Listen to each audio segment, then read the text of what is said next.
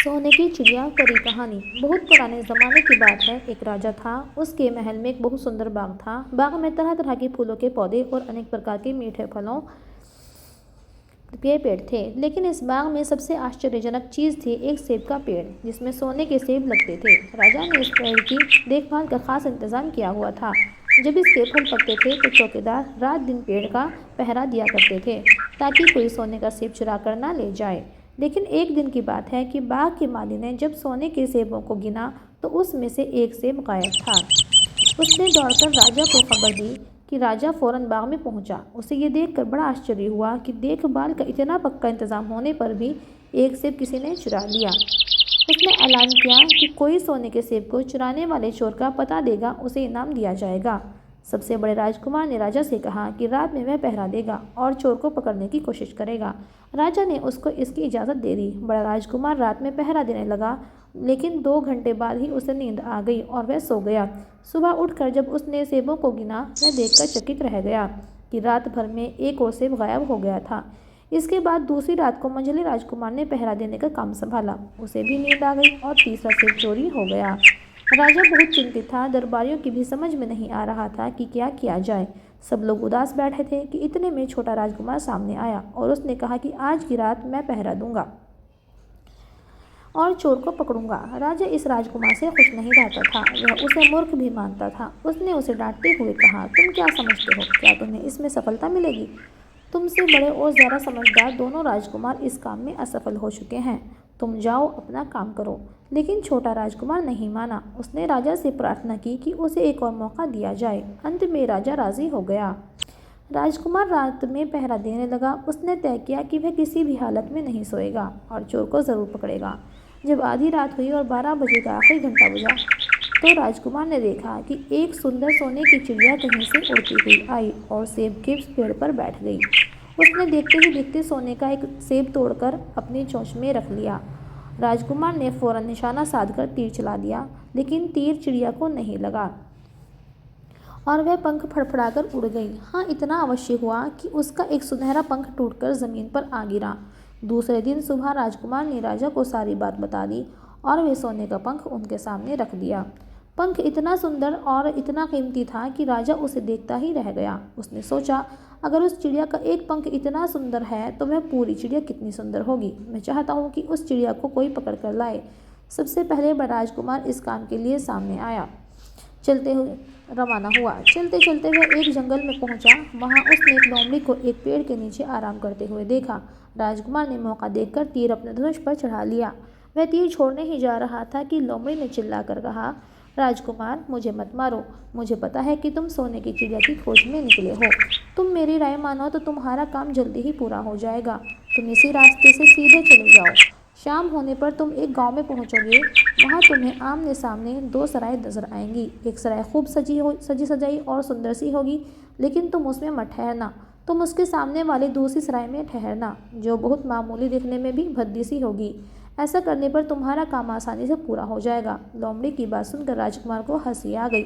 उसने डांटकर कहा, भाग जा यहाँ से, मुझे तुम्हारी सलाह की कोई ज़रूरत नहीं है। ये कहकर उसने तीर छोड़ दिया, लेकिन लोमड़ी बहुत चालाक थी। वह बचकर निकल भागी।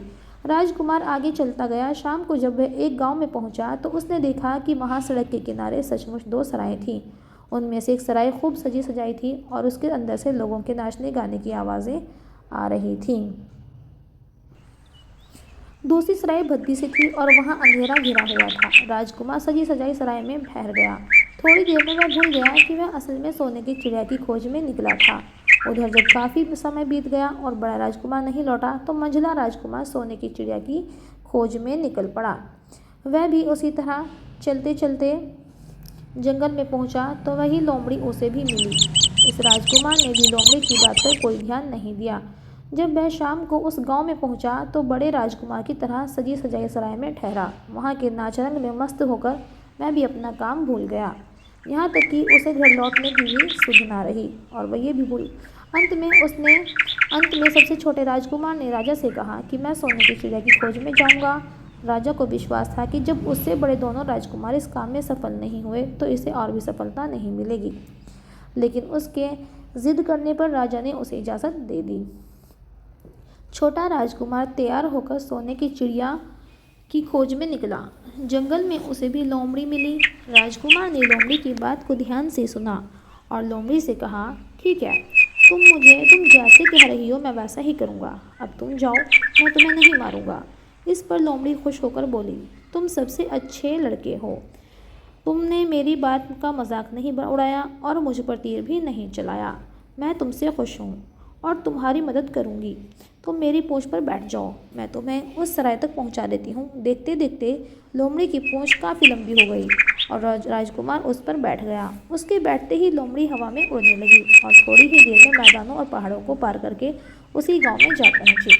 राजकुमार ने उसकी सलाह को मानकर छोटी और पुरानी सराय में ही डेरा डाल दिया। वह दूसरी सजी सजाई सराय में नहीं गया। दूसरे दिन सुबह उठकर जब वह आगे बढ़ा तो कुछ दूर चलने पर उसे वह लोमड़ी फिर से रास्ते में मिल गई। लोमड़ी ने उससे कहा, अब मैं तुम्हें बताती हूँ कि आगे तुम्हें क्या करना चाहिए। तुम सीधे चलो। आगे चलने पर तुम्हें एक बहुत बड़ा किला मिलेगा जिस पर सिपाही लोग पहरा दे रहे होंगे। तुम सिपाहियों से डरना मत और सीधे अंदर चले जाना, क्योंकि वह इस समय सो रहे होंगे। तुम बेधड़क होकर किले में घुसते चले जाना और उनके कमरों में अंदर एंट्री करते हुए उस जगह पहुंच जाना जहां लकड़ी के एक मामूली सी पिंजरे में सोने की चिड़िया बंद है। तुम चिड़िया को पिंजरे सहित उठाकर किले से बाहर ले आना, लेकिन एक बात का याद रखना, चिड़िया के पिंजरे के पास ही एक बहुत सुंदर सा सोने का पिंजरा भी रखा होगा। तुम भूल कर भी चिड़िया को उस पिंजरे में मत रखना, मगर तुम उसे लकड़ी के पिंजरे में से निकालकर सोने के पिंजरे में रखने की कोशिश करोगे तो बाद में पछताओगे। ये कहकर लोमड़ी ने राजकुमार के फिर से अपनी पूंछ पर बिठाया और थोड़ी ही देर में उसको किले के पास पहुंचा दिया। राजकुमार ने किले के पास जाकर देखा कि सचमुच उसके पहरेदार सो रहे थे। वह बिना डरे सीधा महल में घुस गया और थोड़ी ही देर बाद वह उस कमरे में जा पहुंचा जहां सोने की चिड़िया एक पिंजरे में बैठी हुई थी। पिंजरे के पास ही एक सोने के पिंजरा पड़ा हुआ था। इन सेबों को देखकर राजकुमार ने फौरन पहचान लिया कि ये सेब उसके पिता के बाग के ही थे। सोने की चिड़िया इतनी सुंदर थी कि राजकुमार उसको देखता ही रह गया। वह उसको उठाकर लाने ही वाला था कि उसकी नज़र पास ही पड़े एक सुंदर से पिंजरे पर पड़ी। वह पिंजरा बहुत सुंदर था और उसमें तरह तरह के कीमती पत्थर जड़े हुए थे। सोने की चिड़िया के लिए वही पिंजरा ठीक मालूम पड़ता था। राजकुमार लोमड़ी की बात को भूल गया और उसने सोने की चिड़िया को लकड़ी के पिंजरे में निकालकर सोने के पिंजरे में बंद कर दिया। लेकिन नए पिंजरे में आते ही चिड़िया ने खूब ज़ोर ज़ोर से शोर मचाना शुरू कर दिया।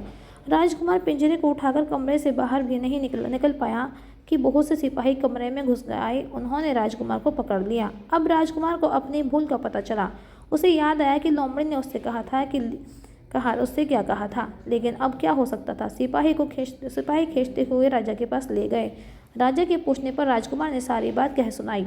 राजा बोला, तुम मेरे महल में चोरी करने के लिए घुसे थे। मैं तुमको माफ़ नहीं कर सकता। तुम्हें फांसी की सज़ा दी जाएगी, लेकिन मैं तुम्हें एक मौका देता हूँ। अगर तुम मेरे लिए सोने का घोड़ा ला दो तो मैं तुम्हें सिर्फ छोड़ूंगा ही नहीं बल्कि सोने की चिड़िया भी तुमको दे दूंगा। राजकुमार को अपनी जान बचाने के लिए राजा की शर्त माननी पड़ी। अब वह सोने के घोड़े की तलाश में निकला। किले के बाहर जाने पर उसने देखा कि लोमड़ी उसका इंतज़ार कर रही है। उसने लोमड़ी को सारी बातें बताईं। लोमड़ी ने निराश होते हुए कहा, मैं अब तुम्हारी कोई मदद नहीं करूँगी। तुमने मेरे कहने के अनुसार नहीं किया। मैंने जिस तरह से कहा था, अगर तुम उस तरह से काम करते तो इस मुसीबत में नहीं फंसते। सोने की चिड़िया तुम्हें मिल जाती। राजकुमार बोला, इस बार मुझे माफ़ कर दो। घोड़ा लाने के लिए कहा लोमड़ी राजकुमार को अपनी पूंछ पर बिठाकर एक बहुत सुंदर किले के पास ले गई। वहां पर एक बहुत सुंदर सोने का घोड़ा खड़ा था। सभी पहरेदार सोए हुए थे। तभी राजकुमार की नज़र एक राजकुमारी पर पड़ती है। राजकुमार ने इतनी सुंदर लड़की पहले कभी नहीं देखी थी। राजकुमार राजकुमारी को देखकर भूल गया और मन ही मन राजकुमारी को पाने की सोचने लगा। राजकुमार ने यह बात लोमड़ी को बताई।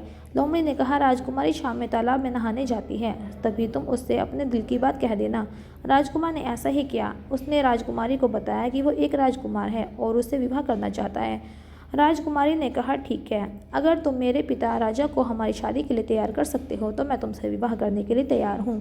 राजकुमार राजा के पास गया और राजकुमारी से विवाह करने की इच्छा जाहिर की और साथ में बताया कैसे वो एक सोने की चिड़िया को लेने के लिए घर से निकलकर यहाँ तक पहुँचा है।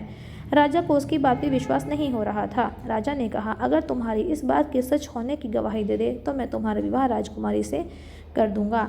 तभी राजकुमार लोमड़ी ले आया और लोमड़ी ने राजा को सब बात बता दी। राजा को लोमड़ी की बात पर विश्वास हो गया और उसने राजकुमार का विवाह राजकुमारी से कर दिया और राजा ने राजकुमार को तोहफे में सोने का घोड़ा भी दिया। जब राजकुमार उस सुंदर राजकुमारी के साथ कुछ दूर चला तो उसे रास्ते में फिर वही लोमड़ी मिली।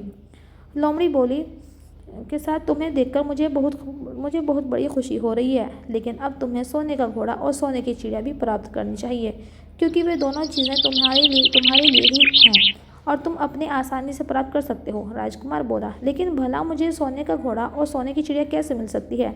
लोमड़ी ने कहा, अगर तुम मेरे कहने के अनुसार काम करो तो मैं तुम्हें दिलवा दूंगी। जब तुम सोने की चिड़िया वाले राजा के पास पहुंचोगे तो वह उस घोड़े को देखकर बहुत खुश होगा। तुम उससे कहना कि पहले सोने की चिड़िया का पिंजरा मेरे हाथ में दे दो, तब मैं ये घोड़ा तुमको दूंगा। जब वह पिंजरा तुम्हारे पास लाए तो तुम पिंजरा उसके हाथ से छीन लेना और घोड़े को दौड़ा देना। बस ऐसे चिड़िया तुमको मिल जाएगी और कोई तुम्हें पकड़ भी नहीं सकेगा, क्योंकि सोने का घोड़ा इतना तेज़ दौड़ता है कि दुनिया का तेज़ से तेज़ घोड़ा भी उसकी बराबरी नहीं कर सकता। राजकुमार ने ठीक वैसा ही किया। वह राजकुमारी के साथ ही घोड़े पर बैठा रहा और जब राजा ने उसके हाथ में सोने की चिड़िया का पिंजरा दिया तो उसने देखते ही देखते एड़ मार दी और सोने का घोड़ा हवा से बातें करने लगा। कुछ दूर चलने पर लोमड़ी उसे मिली। राजकुमार ने उससे कहा, तुमने मेरी बड़ी मदद की है। तुम्हारी वजह से मुझे न सिर्फ सोने की चिड़िया मिली बल्कि सोने का घोड़ा और इतनी सुंदर राजकुमारी भी मिल गई। मैं तुम्हारा यह एहसान कभी नहीं भूलूंगा। राजकुमार ने लोमड़ी को अपने भाइयों के गायब होने की बात बताई और लोमड़ी सराय से दोनों भाइयों को छुड़ा लाई। दोनों भाइयों को देखकर राजकुमार बहुत खुश हुआ और गले लग गया। लोमड़ी ने कहा, अब उसके जाने का समय आ गया, अब वो ज़्यादा देर नहीं रुक सकती। राजकुमार ने लोमड़ी का धन्यवाद किया और राजकुमार दोनों भाइयों और राजकुमारी के साथ राजा के महल पहुंचा। राजा सोने का घोड़ा, चिड़िया और राजकुमारी को देखकर बहुत खुश हुआ। राजकुमार ने राजा को सारी बात बता दी। अब राजा ने अपने छोटे बेटे के बारे में अपने विचार बदल दिए। अब वह उसको बहुत समझदार और बहादुर मानने लगा और उससे बहुत अधिक प्यार करने लगा। उसने उसको राजगद्दी पर बिठाने का निश्चय भी किया। इसके बाद बड़ी धूमधाम के साथ राजकुमारी के साथ राजकुमार का विवाह हुआ और दोनों सुख से रहने लगे। वीडियो पसंद आई हो तो लाइक शेयर ज़रूर करना ना भूलें और सब्सक्राइब भी ज़रूर करें।